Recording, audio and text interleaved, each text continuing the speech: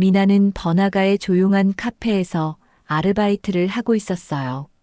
늘 그러하듯 하루를 마치고 퇴근할 때가 되자 마감 정리를 끝내고 가게 문을 닫았어요. 늦은 시간에 어두워진 거리로 나서니 건물 간판 불빛이 희미하게 흔들리고 있었죠. 좁은 골목을 따라 천천히 걸을 때마다 먼 곳에서 차가 달리는 소리가 간간이 들렸어요. 지친 몸을 이끌고 집으로 가려던 참이었는데 길 한쪽 구석에서 뭔가 반짝이는 게 보였습니다. 가까이 다가가 보니 고급스러운 질감이 느껴지는 검은색 명품 지갑이었어요. 이런 비싼 지갑을 누가 흘렸을까? 미나는 무심결에 혼잣말을 하면서 주위를 둘러봤습니다. 그 시각 골목 근처에는 아무도 없었어요. 기다려도 주인이 나타날 기미가 보이지 않자 미나는 일단 지갑을 챙겨서 가기로 했어요. 집에 도착한 뒤 미나는 조심스럽게 지갑을 열었어요. 안에는 수천만 원으로 보이는 현금 뭉치가 빼곡히 들어 있었습니다. 이렇게 많은 현금을 직접 본 적이 없어 손끝이 떨릴 정도였어요. 현금 아래에 깔린 신분증을 꺼내보니 사진 속 할머니의 이름이 김영자라고 적혀 있었어요. 얼핏 본 할머니의 표정이 왠지 낯설지 않았어요. 지갑의 한쪽 포켓에서는 낡은 가족 사진 한 장이 나왔습니다. 사진 속에는 젊은 여인이 어린 소녀를 안은 채 환하게 웃고 있었어요. 그 옆에서 조심스레 서 있는 남자, 그리고 뒤쪽에 할머니로 보이는 분이 함께 찍혀 있었죠. 사진을 유심히 들여다보던 미나는 깜짝 놀랐어요. 우리 엄마인데. 낯선 지갑에서 발견된 가족 사진 속 인물이 자신의 엄마라는 사실이 믿기지 않았어요. 어릴 적부터 가족은 이모와 자신, 이렇게 둘뿐이라고 생각하고 살았는데 이 사진이 어떻게 여기 들어있는지 알 수 없었어요. 그날 밤 미나는 혼란과 낯선 기대감에 뒤엉킨 마음으로 좀처럼 잠들 수가 없었습니다. 다음 날 카페에 출근했지만 미나는 손님들을 대하면서도 어제의 충격에서 벗어나기 어려웠어요. 일을 하면서도 멍하니 지갑을 떠올렸고 사진 속 엄마의 미소가 자꾸 머릿속을 맴돌았습니다. 서둘러 퇴근하고 싶은 마음뿐이었어요.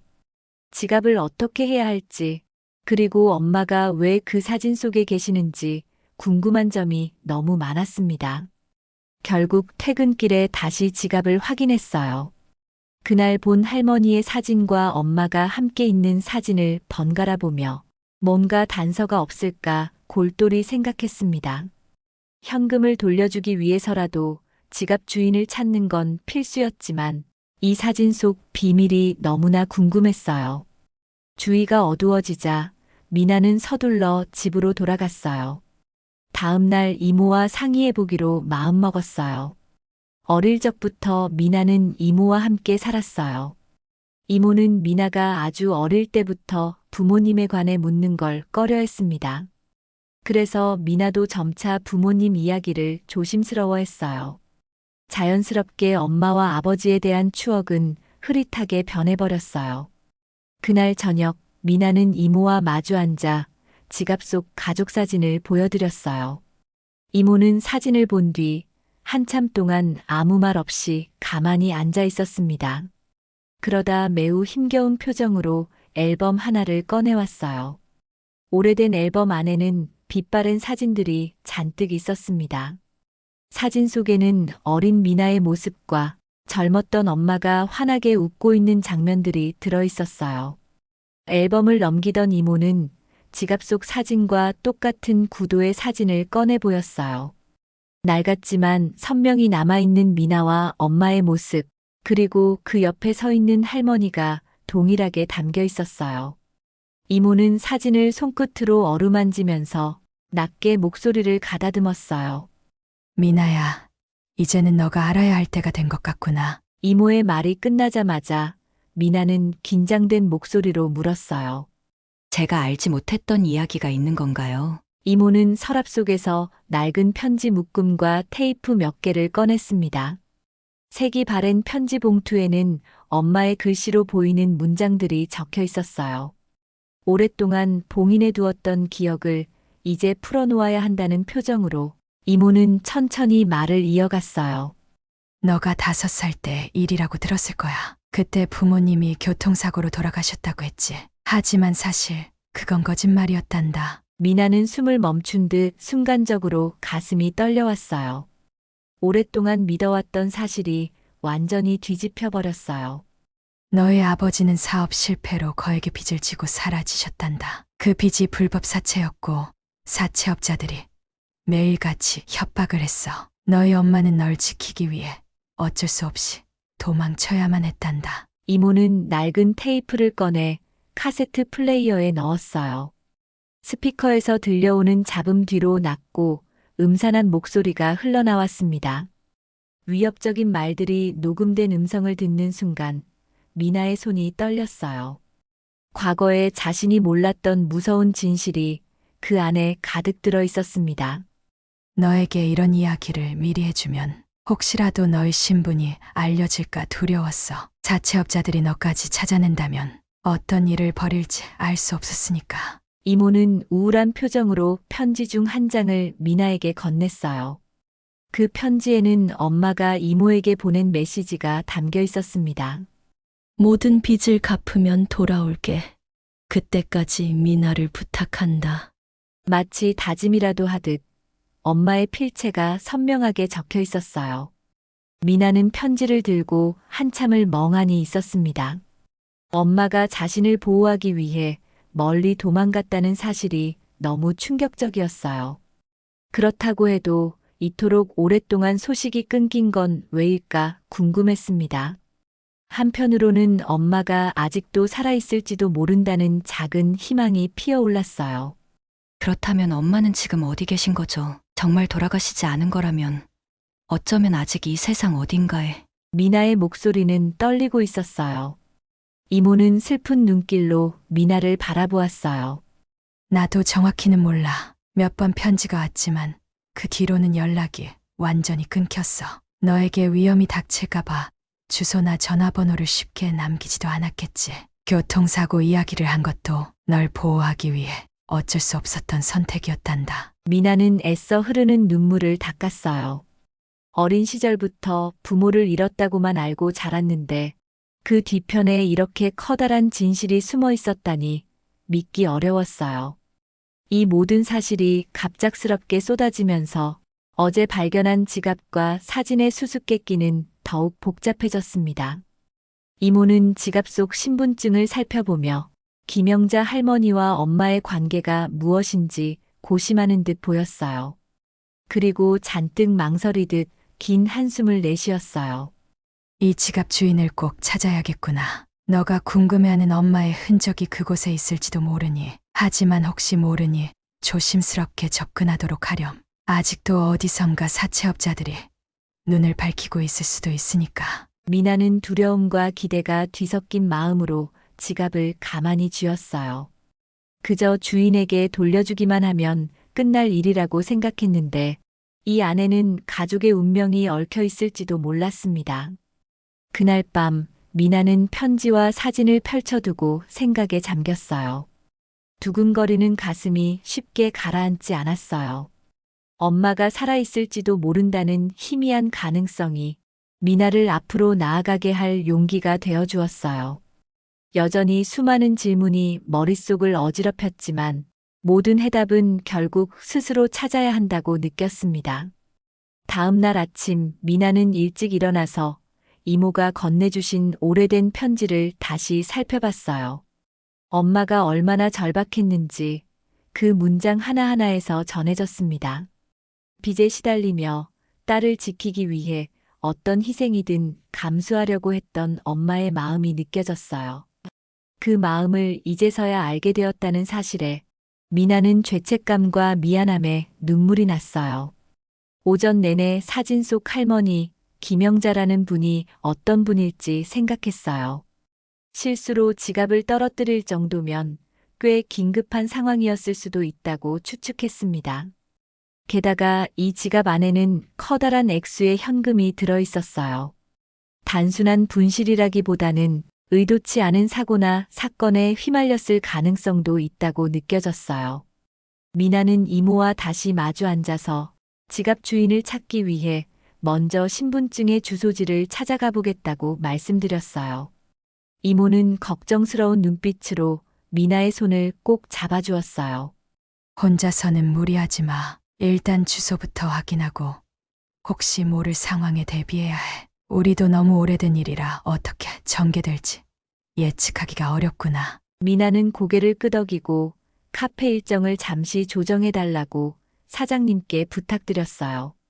그렇게 이틀 후 서울로 가는 버스를 타게 되었어요. 낯선 도시의 도로 위를 달리면서 미나는 긴장감에 창밖 풍경도 눈에 잘 들어오지 않았어요. 머릿속은 온통 엄마와 할머니, 그리고 오랜 진실을 찾겠다는 다짐으로 가득했습니다. 버스에서 내려 신분증에 적힌 주소로 찾아갔을 때 미나의 눈앞에는 생각보다 고급스러운 주택가가 펼쳐져 있었어요. 도로 옆에는 화단과 나무들이 깔끔하게 조성되어 있었고 뒷골목 하나조차 정갈한 모습이었어요. 보통 사람이 살기에는 부담스러울 정도의 부촌처럼 보였습니다. 커다란 대문 앞에 섰을 때 미나는 안으로 들어가야 할지 망설였어요. 현관은 현대식 보안 장치로 되어 있었고 초인종 버튼 위에는 방범 카메라가 달려 있었어요. 용기를 내어 초인종을 눌렀어요.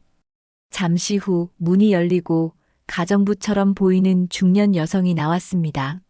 실례합니다. 혹시 김영자 할머님께서 거주하고 계신가요? 가정부는 낯선 방문객을 경계하는 듯 보였어요.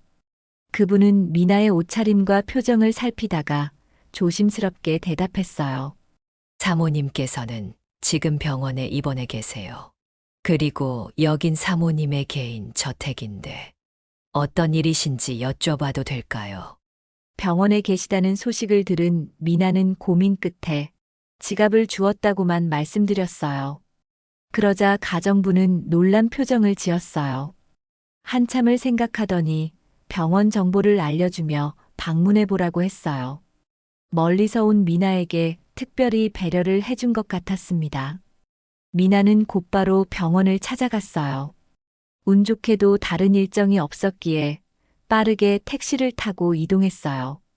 병원 복도는 소독약 냄새와 함께 특유의 차가운 공기가 느껴졌어요.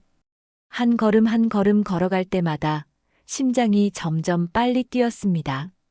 병실 문 앞에 도착했을 때 미나는 가슴이 터질 것 같았어요. 이 할머니가 지갑 주인이라는 사실은 분명했지만 정말로 엄마와 어떤 관계가 있을지 알 수 없었어요. 혹시 이분이 엄마일지도 모른다는 상상을 하는 순간 손끝이 떨렸습니다. 문을 살며시 열고 들어가자 할머니는 창가에 앉아 바깥 풍경을 바라보고 계셨어요. 조용히 걸어가서 인사를 드리려는데 할머니가 몸을 돌리셨어요. 지갑을 꺼내 들고 설명을 드리자 할머니는 갑자기 눈가가 촉촉해지셨어요. 이 지갑, 너가 주었니? 내가 허둥지둥 하다가 떨어뜨렸나 보구나. 미나는 지갑을 조심스레 내밀었어요. 그리고 가족 사진을 꺼내 보여드렸어요. 그때 할머니의 얼굴에 복합적인 감정이 스치는 게 보였어요. 할머님, 여기 있던 사진 속 인물 중 한 분이 제 엄마인 것 같아요. 그래서 꼭 확인하고 싶었어요. 할머니는 미나의 말을 들으시더니 갑자기 떨리는 손으로 미나의 얼굴을 만져보셨어요. 그리고 울먹이는 목소리로 말씀하셨어요. 내가 내 손주를 지금 만나고 있는 건가? 어쩌면 아니. 분명 맞을 거야. 그 순간 미나는 가슴 깊숙이 울컥하는 감정을 느꼈어요. 어렴풋한 기억 속에서 엄마 곁에 계시던 할머니가 이분일지도 모른다는 생각이 스쳤어요. 지갑 속 신분증에 있던 김영자라는 이름, 그리고 가족 사진에서 할머니가 서 계셨던 모습과 너무 닮아 있었어요. 미나는 불안하면서도 놀라운 감정으로 이분이 정말 자신과 어떤 인연이 있는지 확인하고 싶었어요. 할머니는 차분히 눈물을 닦으신 뒤 미나에게 자리에 앉으라고 권유하셨어요. 침대 옆에 놓인 작은 의자에 앉자 할머니는 가슴속에 묵혀둔 이야기를 꺼낼 준비를 하시는 듯 했어요. 너가 미나 맞지? 그래. 예전에 같이 찍은 사진 속에서 한 번도 잊은 적이 없단다. 그 말에 미나는 온몸이 떨렸어요. 이 할머니가 대체 누구인지, 그리고 어떻게 자기 이름까지 알고 계신지 혼란스러웠어요. 하지만 동시에 오랫동안 잃어버렸던 가족이 살아있다는 증거를 발견한 듯한 희망도 커지고 있었어요. 할머니는 창가 쪽으로 천천히 시선을 돌리셨어요. 차가운 햇빛이 비치는 병실에서 그분의 옅은 한숨소리가 길게 이어졌습니다. 그리고 곧 미나가 그토록 궁금해했던 진실로 한 걸음 더 들어가게 될 시간이 다가오고 있었어요. 창밖에 펼쳐진 하늘이 맑았지만 미나의 마음속에는 회오리처럼 커다란 소용돌이가 일고 있었습니다. 5살 이후로 잃어버렸던 혹은 알려주지 않았던 가족의 비밀을 마주할 때가 찾아온 것이었어요. 할머니의 떨리는 목소리는 병실의 정막을 깨고 미나에게 또 다른 놀라움을 가져다 줄 준비를 하고 있었습니다. 미나는 할머니의 떨리는 목소리를 들으며 병실 안의 공기가 더욱 차갑게 느껴졌어요. 자신을 향해 우리 손주가 맞냐고 묻던 할머니의 눈빛이 너무나 간절해 보였지요. 한동안 아무 말도 나오지 않았습니다. 할머니는 마치 수십 년을 거슬러 올라간 기억 속에서 길을 잃은 사람처럼 허공을 응시했습니다. 정말 미나가 맞구나. 병실 커튼 사이로 들어오는 햇살이 할머니의 눈물을 비추자 미나는 함께 목이 메었어요. 5살 이후로 뿌리째 흔들려버린 가족 이야기가 지금 이곳에서 다시 이어지고 있다는 사실이 실감나지 않았습니다. 사진 한 장에 담긴 인연이 어떻게 이렇게 연결된 것인지 놀라움과 두려움이 교차했지요. 할머님께서 제 이름을 기억하고 계시는 걸 보면 엄마와 함께 계셨던 건가요? 미나의 목소리는 진동하듯 떨렸습니다. 할머니는 천천히 몸을 돌려 창가에서 멀어지시더니 머리맡에 놓인 손거울을 집어들었어요. 수십 년간의 시간과 눈물이 스며든 듯한 손거울을 매만지시다가 이를 조용히 내려놓으셨습니다. 너희 엄마 그러니까 내 딸은 정말 강한 아이였어. 어려운 상황에서도 늘 웃음을 잃지 않았지. 하지만 그 웃음 뒤에는 늘 커다란 슬픔이 따라다녔단다. 할머니의 목소리는 나지막했으나 병실 안은 숨소리조차 줄어들 만큼 고요했어요. 미나는 의자에 바른 자세로 앉아 할머니의 말을 한 글자라도 놓칠세라 집중했습니다. 그 아이가 결혼한 뒤 다위가 사업을 하게 되었을 때 너무 기뻐했어. 처음에는 잘 나가는 줄 알았는데 어느 날부터 일이 뒤틀려가기 시작했지. 불법 사채까지 끌어온 줄은 전혀 몰랐단다. 할머니는 마치 지난날의 고통을 되새기는 듯 손등을 살짝 비볐어요. 주름 사이에 맺힌 눈물 한 방울이 그녀의 할 말이 얼마나 아픈 것인지 짐작하게 했습니다. 어느 날 갑자기 그 아이가, 그러니까 너희 엄마가 전화를 해왔단다. 엄청 겁에 질린 목소리였어. 사채업자들이 괴롭히고 아이를, 그러니까 너를 빼앗아갈 수도 있다고 했나 봐. 미나는 녹음 테이프에서 들었던 거친 목소리가 떠올라 온몸에 소름이 돋았어요. 어떻게 부모와 아이를 갈라놓고 괴롭힐 수 있는지 도무지 이해할 수 없었죠. 그때 난 딸을 도우려고 준비를 했지만 너희 엄마는 흔적을 남기지 않기로 결심했더구나. 내가 뭘 해주고 싶어도 쉽지 않았어. 사채업자들이 우리 집까지 알아낼까 봐 서로 연락조차 조심스러웠단다. 할머니는 베개 위에 놓인 옅은 회색 스카프를 잡아당기며 미나에게 다가왔어요. 병실 한 구석에 있던 작은 테이블에 앉아 의자 하나를 건네주시더니 할머니가 먼저 입을 여셨습니다.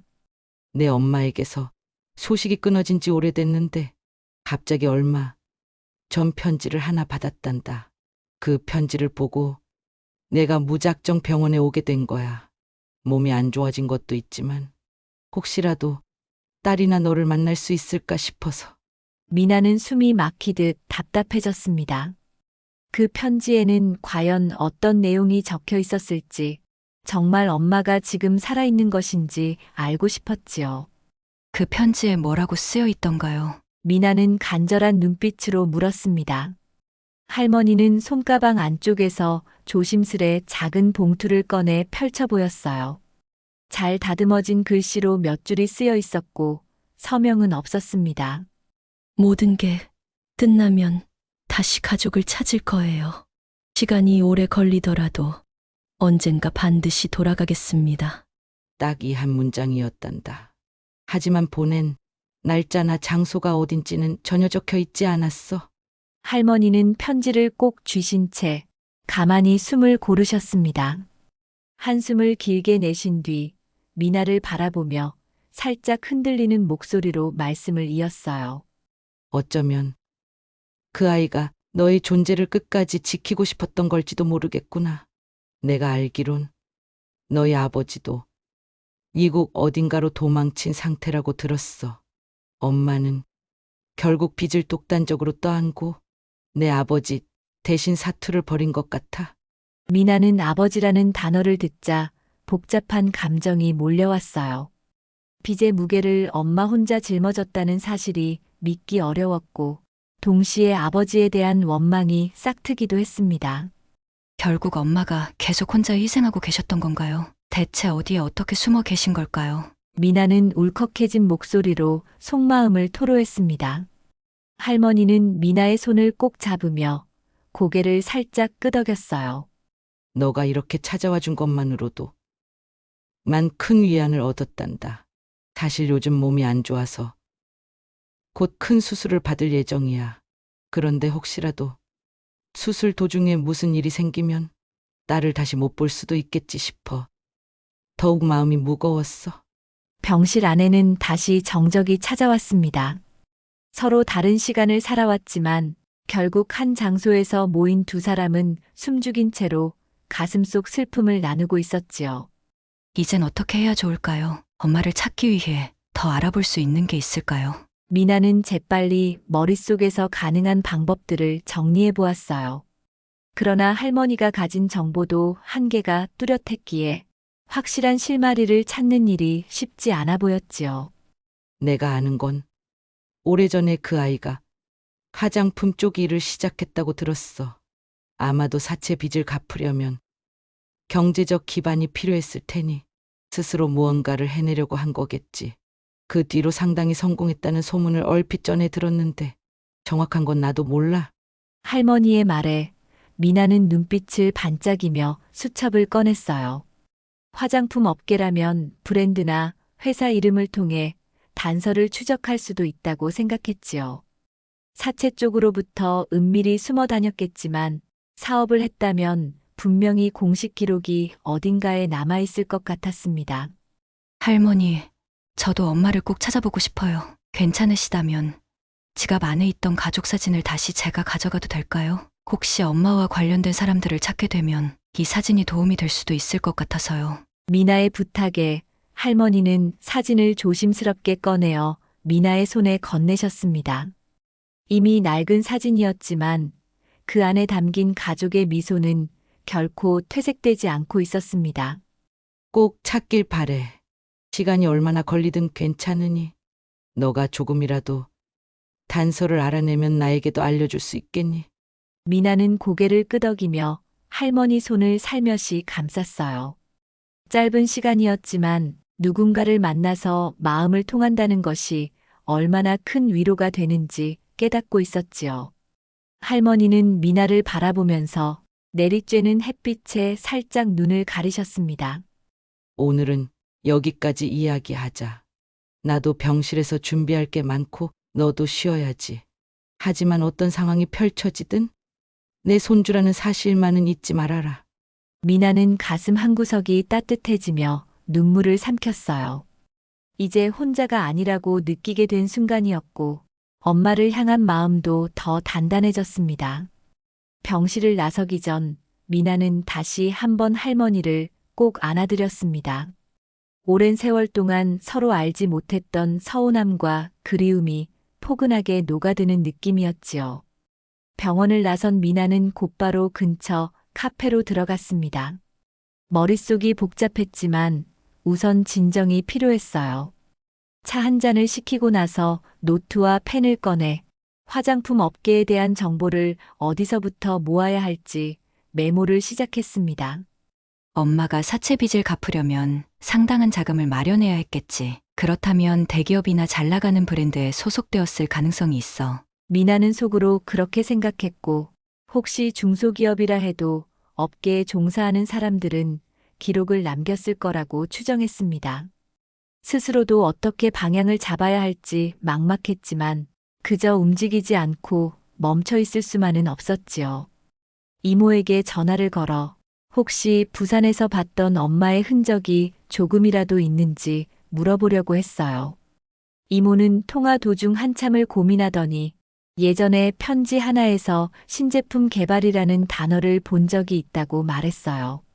엄마가 작은 화장품 가게부터 시작해서 브랜드를 만들었을 가능성도 있지 않을까. 분명 처음에는 자본도 없었을 텐데 대체 어떻게 성장하신 걸까? 미나는 점점 의문이 커졌습니다. 그러나 성공했다는 소문이 있었던 만큼 어떤 방법으로든 회사 규모를 키웠을 거라고 예상했습니다. 그날 오후 미나는 서울 곳곳에 있는 화장품 매장과 관련 기업들을 수소문해 봤어요.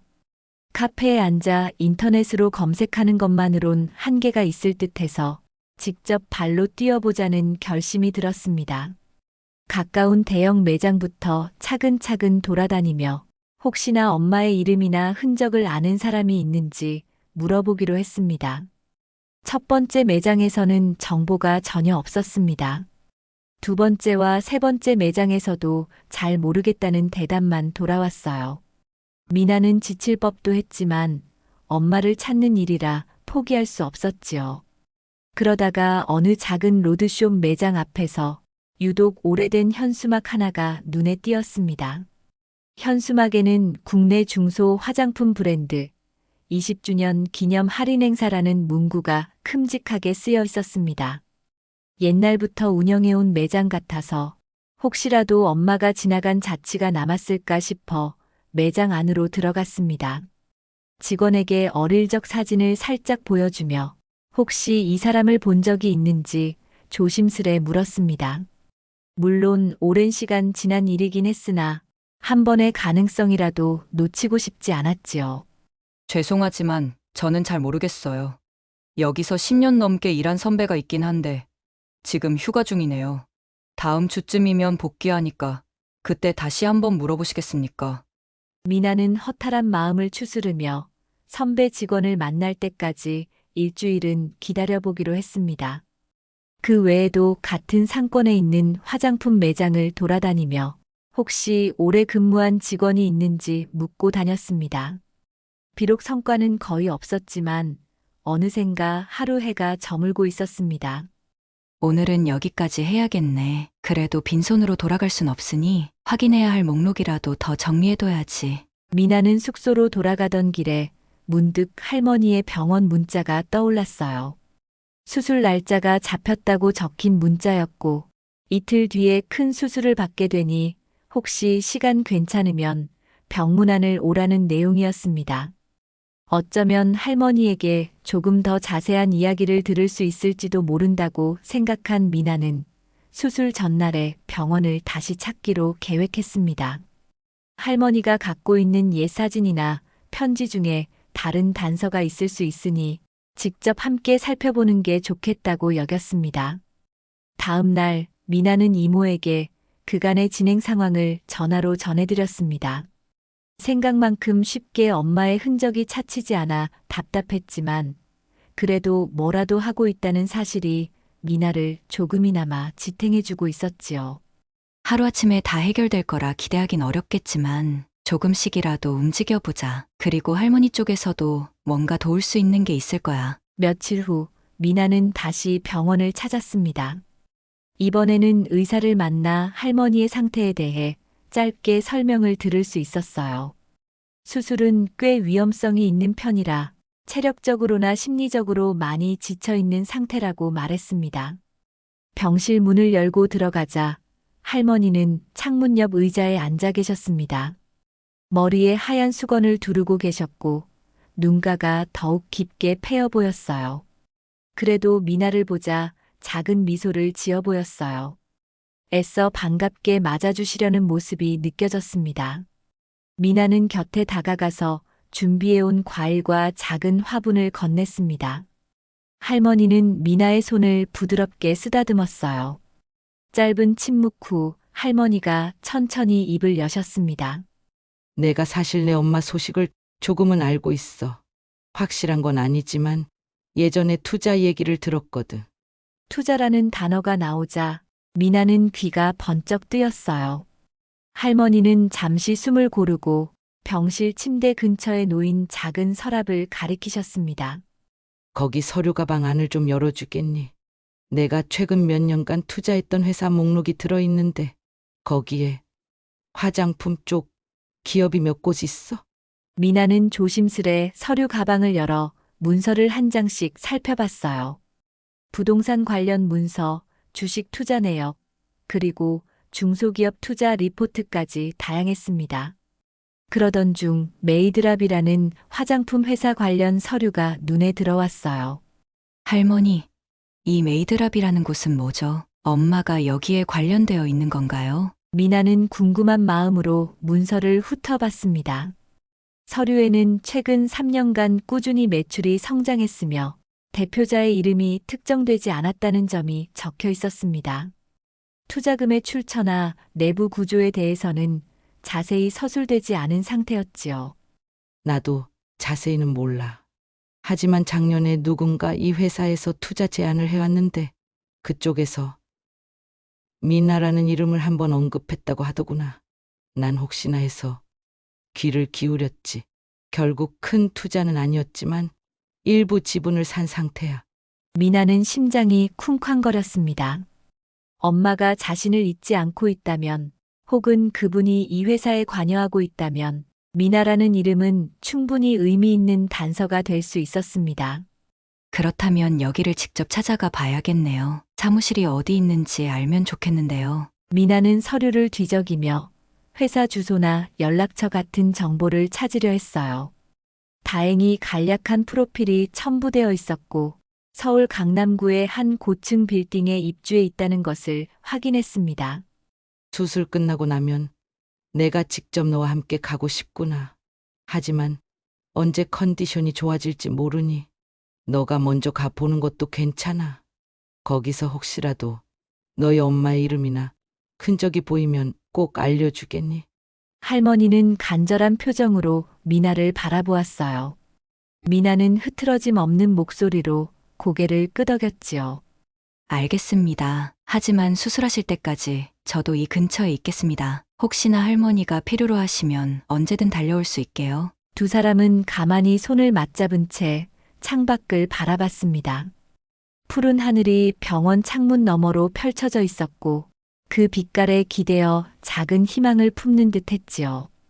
병실을 감싸는 정적은 고요했지만 그 안에는 서로를 향한 따뜻한 믿음이 가득 깃들어 있었습니다. 다음 날 미나는 메이드랍이 사무실 주소로 향했어요. 강남의 빌딩 숲 사이를 걷다 보니 점점 더 화려하고 세련된 건물들이 눈에 들어왔어요. 엘리베이터를 타고 해당 층으로 올라가자 깔끔하면서도 고급스러운 분위기의 로비가 펼쳐졌지요. 이곳이 그 회사 맞겠지. 미나는 건물 안내도를 확인하고 조심스럽게 회사 입구로 다가갔어요. 유리문 안쪽에는 직원들이 바쁘게 움직이고 있었고 한쪽 벽면에는 회사 로고가 멋스럽게 장식되어 있었습니다. 안내 데스크에 다가간 미나는 당황스러움을 숨기고 침착하게 말을 건넸습니다. 안녕하세요. 저는 이 회사에서 잠시 확인하고 싶은 부분이 있어서 왔습니다. 괜찮으시다면 홍보나 대외 업무를 담당하는 분과 이야기를 나눌 수 있을까요? 직원은 잠깐 뭔가를 검색하더니 회의가 많이 잡혀 있어서 담당자를 만나려면 예약이 필요하다고 했습니다. 미나는 시간을 내서 다시 오겠다고 말하고 혹시라며 명함이라도 받으려 했습니다. 그때 데스크 뒤쪽에서 또 다른 직원이 다가와 안내해줬어요. 미나는 안내를 받아 안쪽 복도로 들어갔어요. 회의실 문을 열고 들어가자 정장 차림의 깔끔한 인상의 여성이 자리에서 일어나 맞아주었습니다. 안녕하세요. 차은주 팀장이라고 합니다. 찾아오신 용건이 어떻게 되시나요? 그녀는 업무적으로 훈련된 듯 단정한 목소리와 자세를 유지하고 있었어요. 미나는 목이 조금 마르는 느낌이 들어 가방에서 물을 꺼내려다 참았습니다. 그저 간단히 목을 가다듬고 나서 침착하게 이야기를 꺼냈어요. 저는 혹시 이 회사에 미나라는 이름으로 근무하시는 분이 계신지 알고 싶어서 왔습니다. 개인적으로 중요한 사안이 있어서요. 차 팀장은 살짝 미간을 좁히며 고개를 기울였고 회사 직원 목록을 떠올리는 듯 보였으나 바로 대답하지는 않았습니다. 잠시 후 그녀는 노트북을 열어 내부 인트라넷을 검색하며 물었어요. 혹시 성함이 전부 미나인지 아니면 성이 따로 있으신지요? 간혹 해외 쪽 인력이 있을 때는 이름만 알려져 있는 경우도 있거든요. 미나는 정확한 정보를 몰랐기에 난감했습니다. 엄마가 만약 이 회사와 연결되어 있다 해도 가명을 쓰고 있을 가능성도 있었기 때문이죠. 정확히는 잘 모르겠습니다. 다만 미나라는 이름이 내부적으로 한번 언급되었다고 듣고 왔어요. 실례가 안 된다면 혹시 최근에 이 회사가 투자나 협력 프로젝트를 진행하면서 특정 인물을 찾고 있다는 이야기가 나온 적이 있나요? 차 팀장은 고개를 좌우로 흔들며 최근의 프로젝트 목록을 훑어봤습니다. 외부 투자자와의 계약 내역이나 브랜드 콜라보, 해외 바이어 미팅 등 다양한 파일이 나타났지만 미나라는 이름은 보이지 않았습니다. 현재로서는 이 이름이 우리 회사 데이터에 기재된 건 없는 것 같습니다. 혹시 제가 놓치고 있는 부분이 있을 수도 있으니 연락처를 남겨주시면 확인해보고 연락드리겠습니다. 미나는 차 팀장의 제안을 받아들여 개인 연락처와 이름을 건네줬습니다.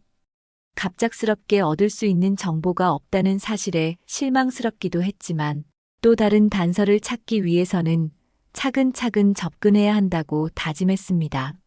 그럼 연락 기다리겠습니다. 협조해 주셔서 감사합니다. 간단히 인사를 마치고 나오는 길에 미나는 사무실 벽면에 걸린 사진들을 둘러봤어요.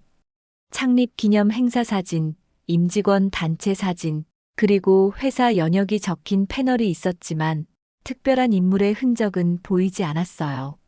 엄마가 정말 이곳에 계신 걸까? 아니면 전혀 다른 회사이거나 완전히 다른 곳에서 일하고 계신 건 아닐까? 미나는 로비를 지나며 속으로 자문해봤어요. 회사가 워낙 깔끔하고 체계적으로 운영되는 분위기인지라 여기서 엄마가 근무한다면 이미 누구나 알고 있어야 하는 게 아닐까 생각했지요. 그날 오후 회사 건물 밖으로 나오자 몸에 힘이 빠졌습니다. 사태가 예상보다 더 복잡하고 깊게 얽혀 있는 듯해서 마음이 무거웠어요. 그래도 함부로 단정 지을 순 없어. 차 팀장님이 뭔가 찾아낼 수도 있으니 일단 기다려보자. 미나는 혼잣말을 한 뒤 휴대폰을 꺼내니 병원에서 부재중 전화가 왔다는 알람이 떴습니다. 곧바로 전화를 걸어보자 할머니 담당 간호사가 전화를 받았어요. 김영자 할머님 상태가 조금 급해져서 오늘 오후에 수술을 당겨 진행하기로 했어요. 보호자분이신가요? 혹시 가능하시다면 빨리 와주실 수 있으신지요? 간호사의 말에 미나는 놀라서 재빨리 택시를 잡았습니다. 수술 날짜가 임박하긴 했어도 이렇게 갑자기 잡혔다는 건 할머니 상태가 그만큼 좋지 않음을 의미했지요. 머릿속이 복잡해졌지만 우선 할머니 곁에 있어야겠다고 생각했어요. 병원에 도착하자 이미 할머니는 수술실로 들어가셨고 의료진들이 분주히 움직이고 있었습니다. 미나는 대기실 의자에 앉아 마음을 졸이며 시간이 흐르길 기다렸어요. 그 과정에서 할머니의 건강을 회복시키는 것이 최우선이라는 생각이 들어 엄마를 찾는 문제는 잠시 접어두기로 했습니다. 제발 잘 버텨주셨으면 좋겠습니다. 할머니가 꼭 건강을 되찾으셔야 함께 엄마를 찾을 수도 있을 텐데. 미나는 수술 중이라는 붉은색 불이 켜진 수술실 문을 바라보며 기도했습니다. 평소에는 막연하게만 느껴졌던 병원이라는 공간이 이제는 가장 소중한 누군가가 생사를 갈리는 곳으로 다가왔습니다. 수술 시간은 예상보다 길어졌고 결국 밤이 늦어서야 의료진이 나왔어요. 담당 의사는 살짝 피곤한 표정으로 미나에게 다가왔습니다. 힘든 수술이었습니다만 현재로서는 큰 고비는 넘긴 것 같습니다. 중환자실에서 일정 기간 집중 관찰이 필요합니다. 미나는 그 말에 온몸에 힘이 풀리며 안도했습니다. 그래도 아직 불안은 가시지 않았으나 최악의 상황은 피했다는 사실만으로도 마음이 한결 놓였습니다. 감사합니다. 정말 감사합니다. 혹시 지금 면회가 가능할까요? 의사는 짧게 고개를 끄덕였어요. 중환자실이기 때문에 아주 잠깐만 들어갈 수 있다고 했지요.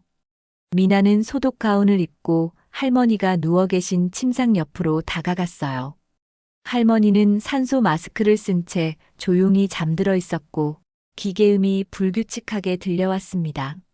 곁에 있겠습니다. 그러니까 힘내셔야 해요. 미나는 작은 목소리로 말했어요.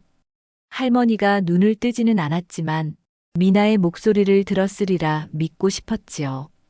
그 어떤 순간보다 간절한 마음으로 앞으로의 시간을 함께 이겨내길 바라면서 밤을 지새우기 시작했습니다. 창밖 도시의 불빛이 병원 창문에 반사되며 마치 별처럼 깜빡였고 그 사이에서 미나는 새벽까지도 잠들지 못했습니다.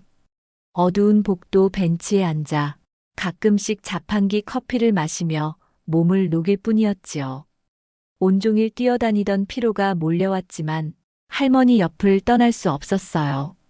이제부터가 시작이겠지. 엄마도, 할머니도, 그리고 나 자신도 지키려면 더 강해져야 할 것 같아. 미나는 가만히 눈을 감고 가족의 얼굴을 떠올렸습니다.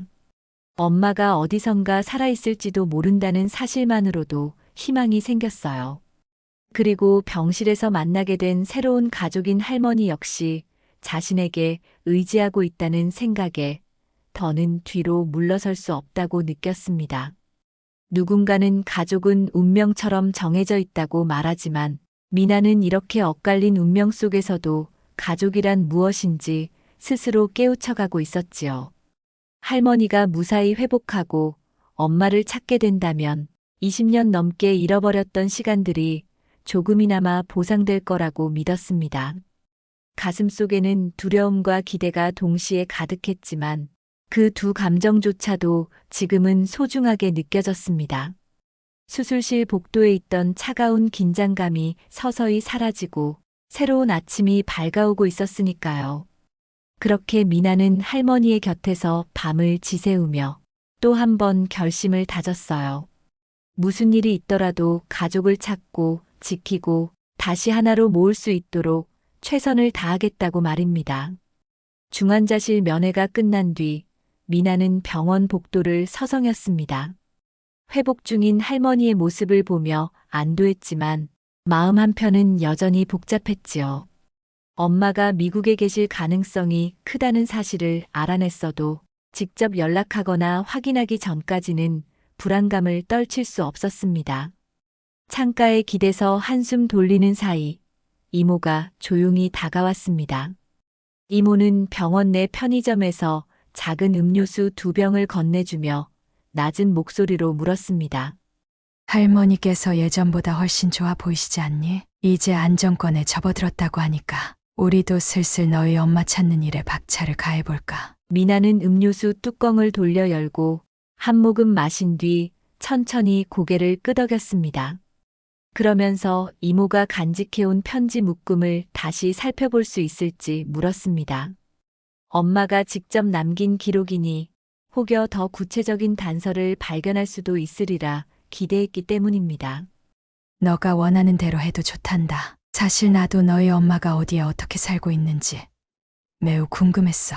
그동안 위험해질까 봐 일부러 외면했지만 이제는 그렇게 물러서 있을 때가 아니지.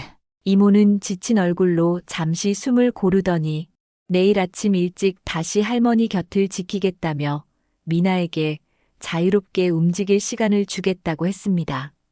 미나는 그 배려에 감사의 미소를 지었고 곧장 근처 숙소로 돌아가 인터넷과 편지를 대조해가며 엄마 이름을 검색하기 시작했습니다.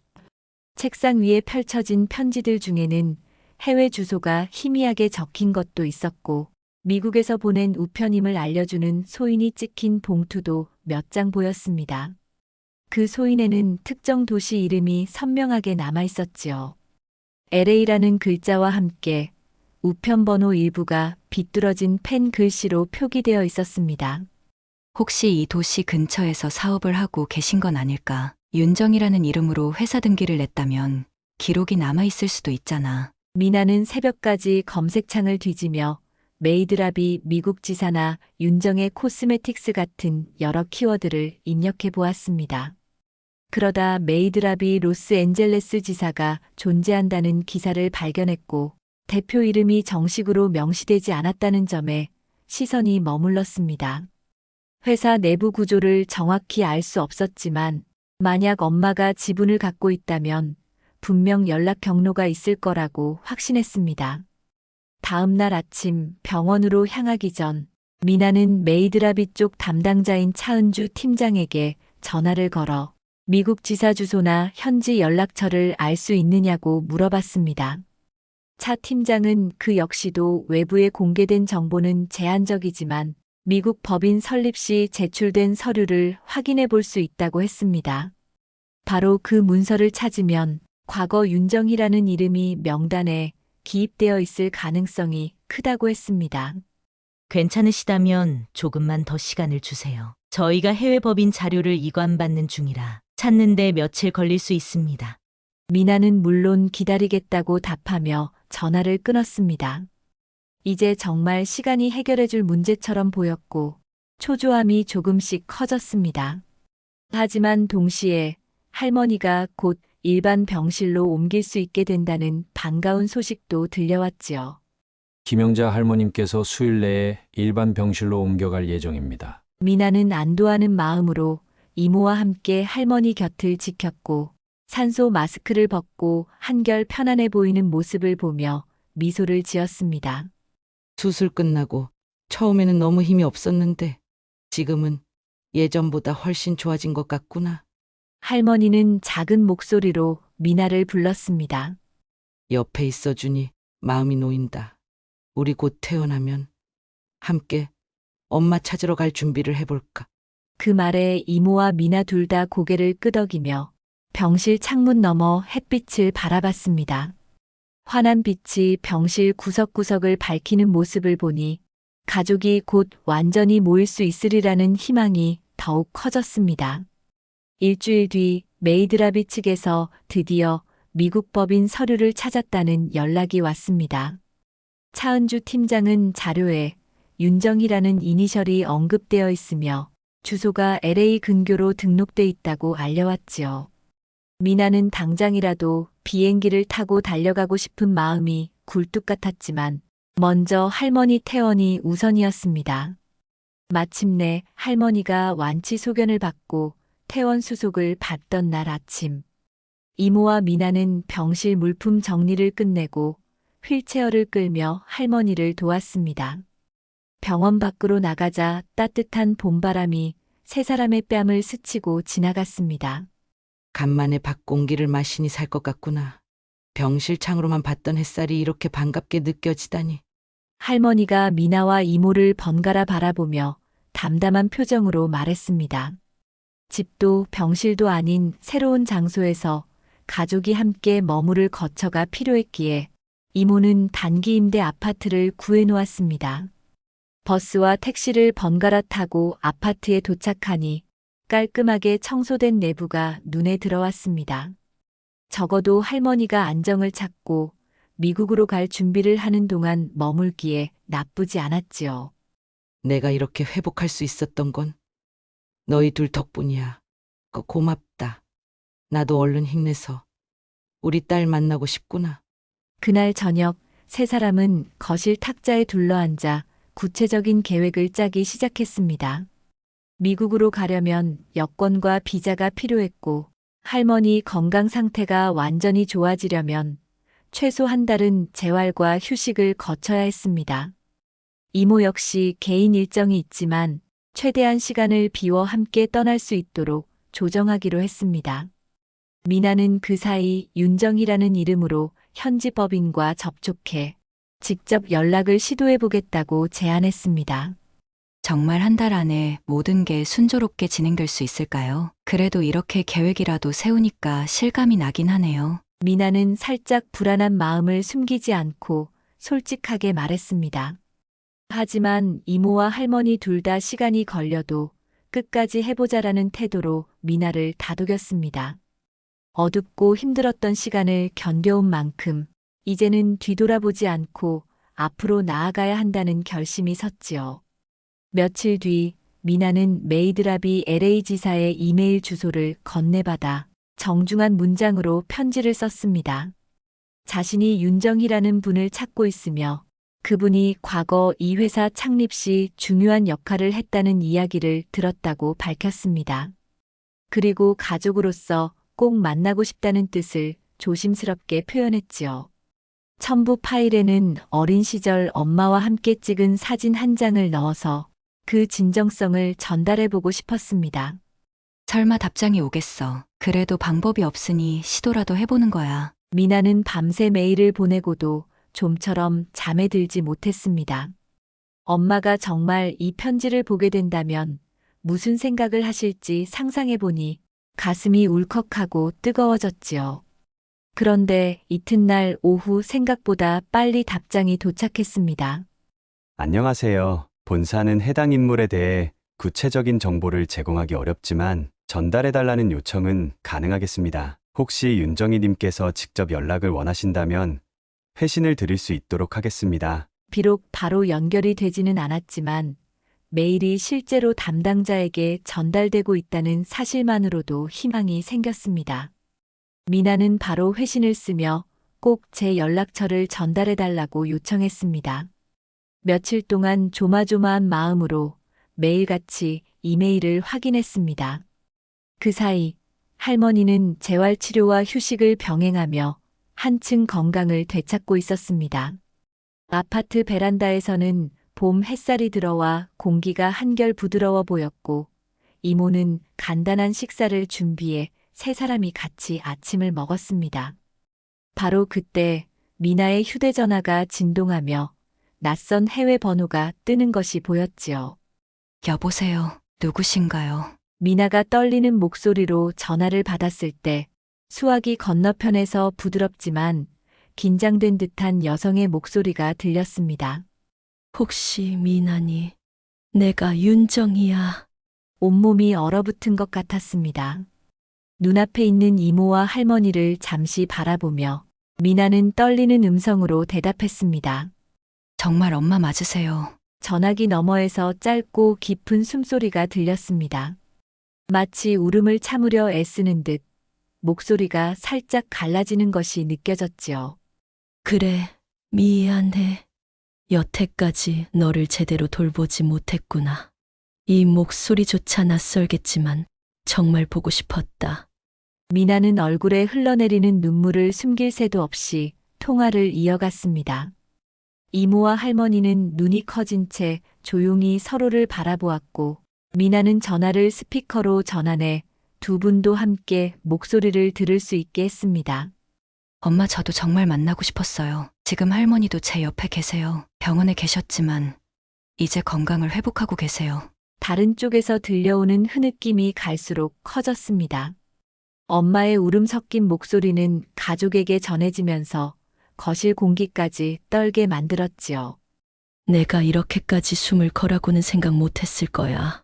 그치만 너를 지키려고 했단다. 정말 한없이 미안하고 고맙다.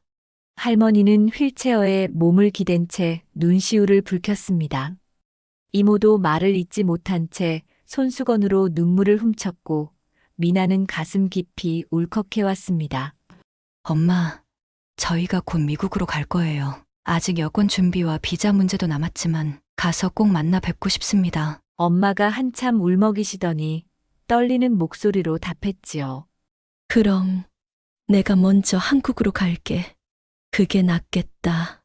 내가 오랫동안 마음의 빚을 졌는데 너가 또 먼 길을 와야 한다고 생각하니 차마 그냥 잊지 못하겠다.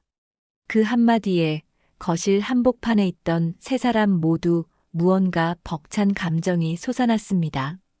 잘못된 과거를 바로잡고 진정한 가족의 재회를 위한 시간이 다가오고 있었으니까요. 일이 일사천리로 진행되기까지는 또 며칠이 걸렸지만 엄마는 본인이 운영 중인 미국 쪽 사업을 잠시 정리하고 바로 귀국하겠다는 의지를 강하게 내비쳤습니다. 미나는 날짜와 공항 도착 시간을 정하면서도 꿈을 꾸는 듯 했습니다. 어린 시절부터 가슴에 품어온 다시 만나고 싶다는 소망이 이렇게 급작스럽게 그러나 반갑게 현실이 되어 다가오리라고는 상상도 못했으니까요.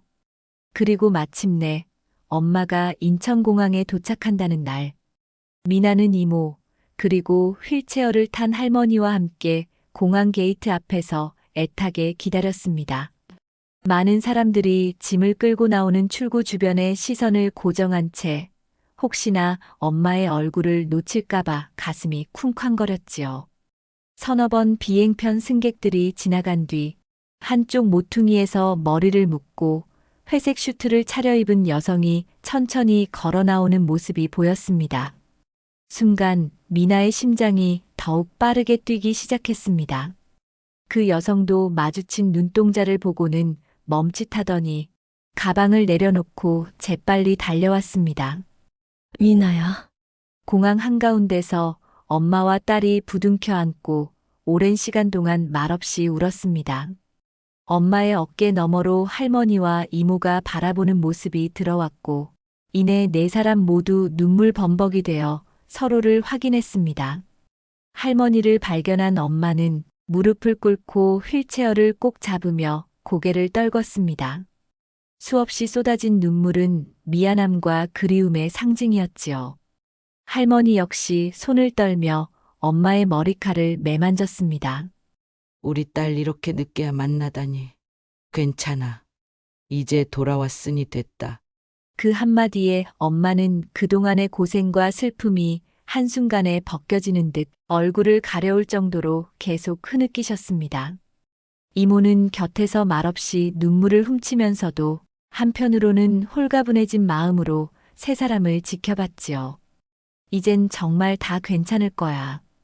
간신히 마음을 추스르고 네 사람은 공항을 빠져나갔습니다. 오랜만에 만난 가족이었지만 그동안 쌓인 이야기가 끝이 없을 듯 이어졌습니다. 택시 안에서 그리고 식사 자리에서도 엄마가 어떻게 살아왔는지, 사업은 어떻게 성장시켰는지, 왜 지금껏 숨어 있어야 했는지 등 수많은 질문과 대답이 오갔습니다. 서로를 원망하거나 탓하기보다 살아있어서 다시 만날 수 있어서 다행이라는 마음이 더 컸습니다. 특히 미나는 엄마 목소리를 직접 듣고 손을 잡는 것만으로도 많은 것을 보상받는 듯 했지요. 그 뒤로 한 달간 엄마는 한국에 머물며 가족과 함께 시간을 보내기로 결정했습니다. 할머니도 아직은 재활치료를 계속해야 했기에 마침내 모두가 한 집에 모여 사는 날이 찾아왔습니다. 이모는 간단한 이삿짐을 옮기고 미나는 카페 아르바이트를 잠시 쉰 뒤 가족을 돌보는데 전념했습니다. 엄마와 할머니는 낮에는 병원에서 함께 재활운동을 했고 이모는 틈틈이 생활에 필요한 용품을 사왔으며 미나는 부지런히 집안일을 도왔습니다. 아무것도 아니었던 소소한 일상도 네 사람에게는 매일 특별했습니다. 오후가 되면 거실 창문을 열고 따뜻한 바람을 느끼면서 그동안 나누지 못한 이야기를 채워나갔지요. 엄마, 저 어릴 적 기억이 잘 안 나긴 하는데 이 사진만 보면 엄마랑 꼭 다시 만나야겠다는 생각이 들었어요. 그래서 미나가 낡은 가족 사진을 건넸을 때 엄마는 눈물을 훔치며 빙그레 웃었습니다. 이거 내가 지갑에 넣어 다니던 사진 아니니? 할머니가 잃어버렸다던 그 지갑 역시 너에게로 이어졌구나. 엄마와 딸, 할머니와 손녀, 그리고 이모까지 서로 다른 길을 걸었으나 결국 가족이라는 이름으로 한데 모였습니다. 때로는 눈물이 앞서기도 했지만 이제는 그 눈물이 전부 반가움과 위로가 되어 반짝였지요. 한 달 뒤 할머니는 눈에 띄게 좋아진 상태로 재활병원에서 최종 검사를 받았습니다. 가족과 함께라면 곧 완전히 건강을 되찾을 수 있을 거라는 의사의 말에 네 사람 모두 웃음을 감추지 못했습니다. 어느 날 오후 미나는 휴대전화 메모장을 보다가 문득 함께 사진 찍기라는 항목이 떠올랐습니다. 20년이 넘는 세월 동안 가족 사진 한 장 없이 떨어져 있었으니 이제 새로운 사진으로 추억을 남기고 싶었지요. 우리 내일은 바깥에 나가 단체 사진 찍어볼까요? 세상에 있는 가족들처럼 평범하게 스튜디오에서. 미나의 제안에 엄마는 살짝 주저하다가 이모와 할머니의 눈치를 보았습니다. 하지만 두 분 다 찬성의 뜻을 보냈고 그렇게 다음 날 온 가족이 근처 사진관을 찾았습니다. 할머니의 휠체어와 이모의 살림살이를 함께 가져가야 해 조금 힘들었지만 누구도 지치지 않았습니다. 사진관에 들어서자 촬영 기사는 따뜻한 미소를 지으며 가족들을 맞아주었습니다. 우와, 오늘은 네 분이 함께 찍으시나 봐요. 모두 표정이 밝으시네요. 엄마는 머리카락을 정돈하면서 미나에게 가볍게 눈웃음을 보냈습니다. 미나야, 이렇게 다 같이 찍으려니 정말 꿈만 같다. 어릴 적 내 손을 잡고 다니던 기억이 스쳐가는구나. 조명이 켜지고 네 사람 모두 각자의 자리에서 환하게 웃었습니다. 찰칵 소리와 함께 사진 한 장이 찍혔고 그 순간 미나는 말할 수 없는 벅참을 느꼈습니다.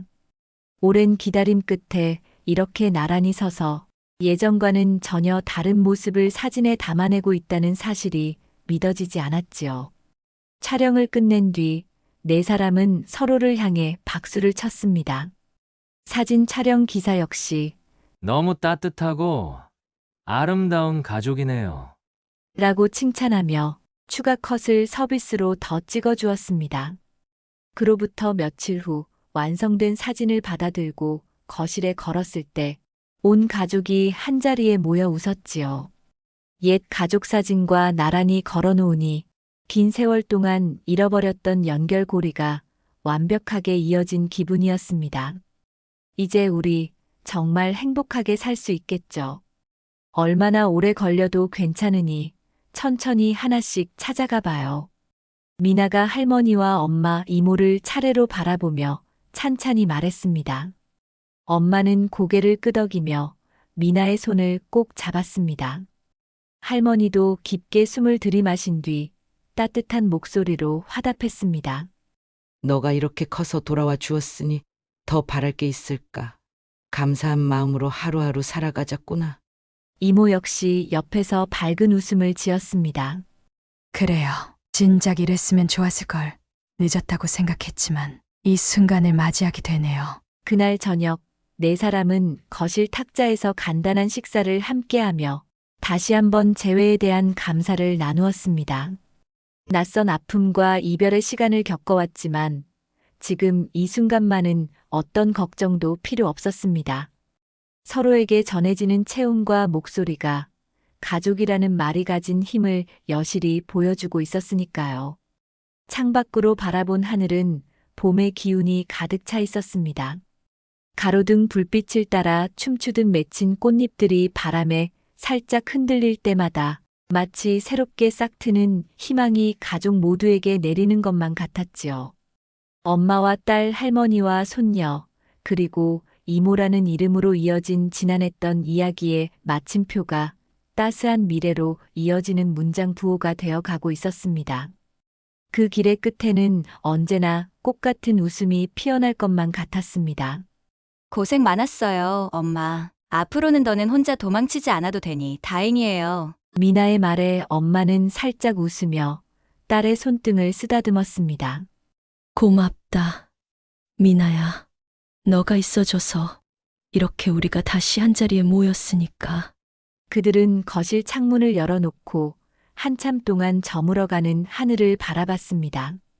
바람이 싱그러운 향기를 몰고 들어왔고 마치 새 출발을 알리는 축복처럼 느껴졌어요. 긴 시간 동안 엇갈렸던 인연이 드디어 한 곳에 모였고 헤어진 만큼 더 큰 행복이 찾아왔습니다. 때로는 서로의 상처를 꺼내고 눈물을 흘리는 순간도 있겠지만, 이제 그 눈물은 기쁨과 사랑으로 채워질 거라고 모두가 확신했어요. 그렇게 이들은 진정한 가족으로서의 새 출발을 맞이했고, 오랜 기다림이 끝난 자리에 피어난 감동과 기쁨은 절대 시들지 않을 한 송이 꽃처럼 그들 곁에서 영원히 빛나고 있었습니다.